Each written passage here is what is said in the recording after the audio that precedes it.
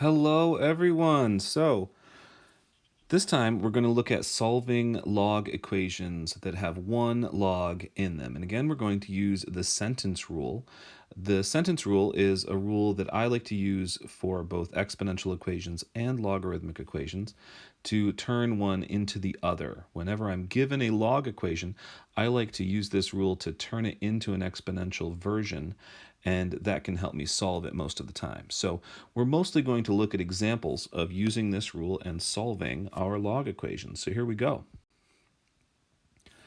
All right, so I want to write out the sentence rule this first time as I read this. So I could read this equation if I just turn this around so that I have the 1 on the left side. 1 equals log base 7 of y.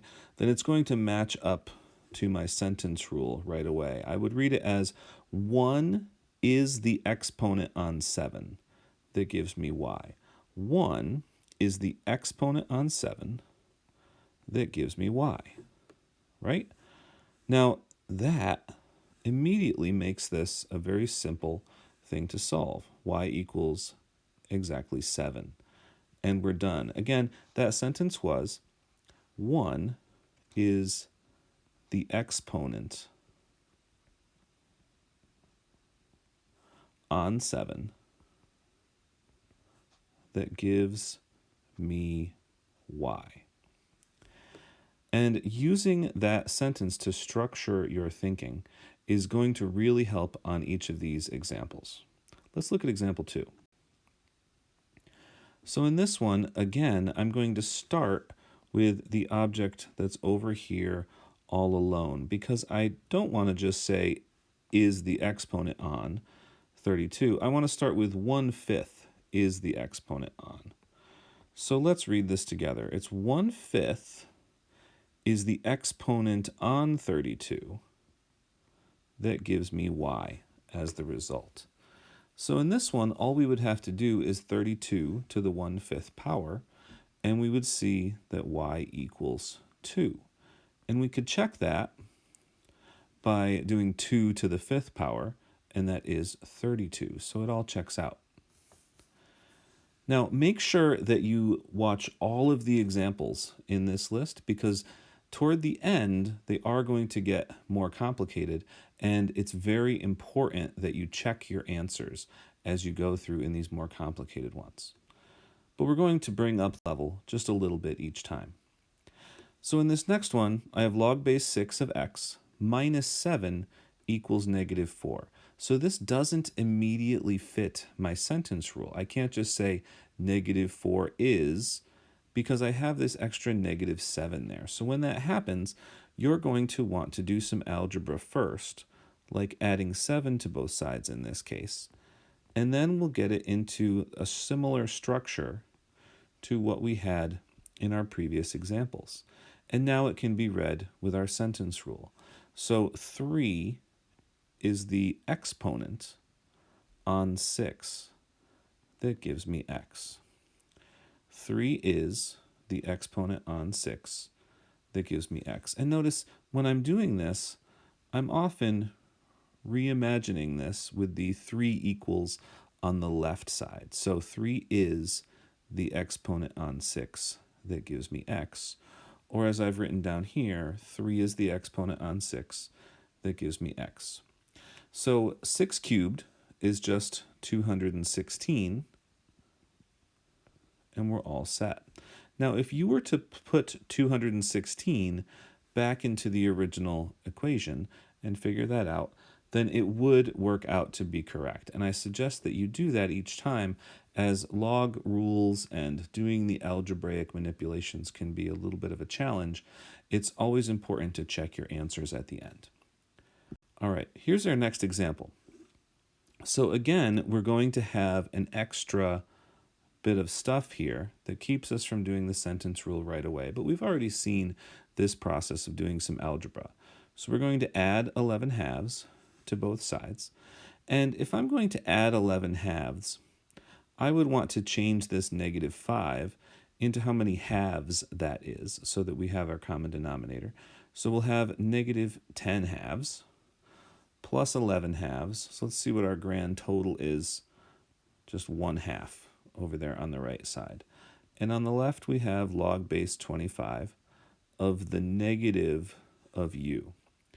So now when we read this as a sentence, we'll have 1/2 is the exponent on 25 that gives us the negative of u. Well, 25 to the 1/2, that's the square root of 25. So the left side is 5, and that equals negative u, which means u has to equal -5. Now, before I put a box around that, I would want to check to make sure that that works. So you might want to pause the video and take a moment to make sure that everything works out correctly. It does turn out that u equals -5 does work, and part of the reason that it works is because we had negative of u back at the beginning. An important thing to always check is that you're not taking a log of a negative, because logarithms do not like negative values on the inside of those. They don't work out. So that would give us a non-solution if that happened. So you always want to make sure that you check. All right, let's look at our next example. Another good example where we'll want to check at the end. We're going to read this as our sentence right away. We'll have 2 is the exponent on 9 that gives us 2w plus 7. So that's 81 equals 2w plus 7. And we'll do a little bit of algebra, subtracting 7 on both sides. We should get 74 equals 2w. And when you divide by 2 on both sides, we should get that w equals 37.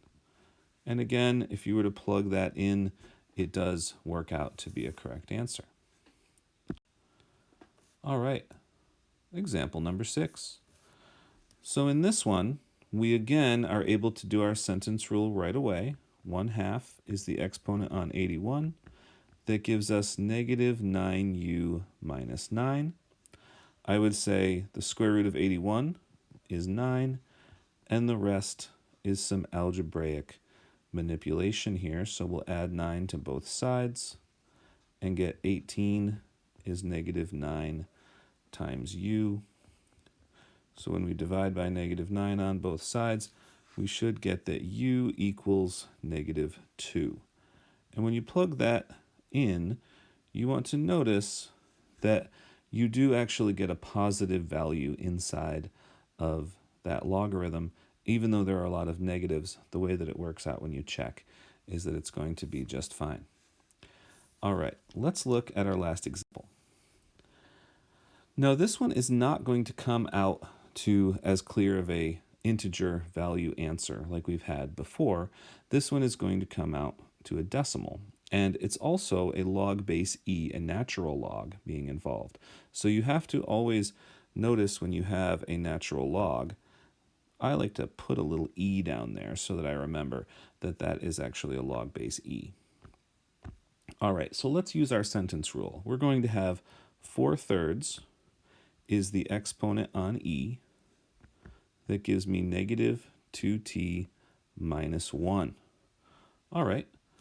So we'll have to add 1 to both sides. We'll get e to the 4/3 power, which will come out to an irrational value. We'll have to do that on the calculator.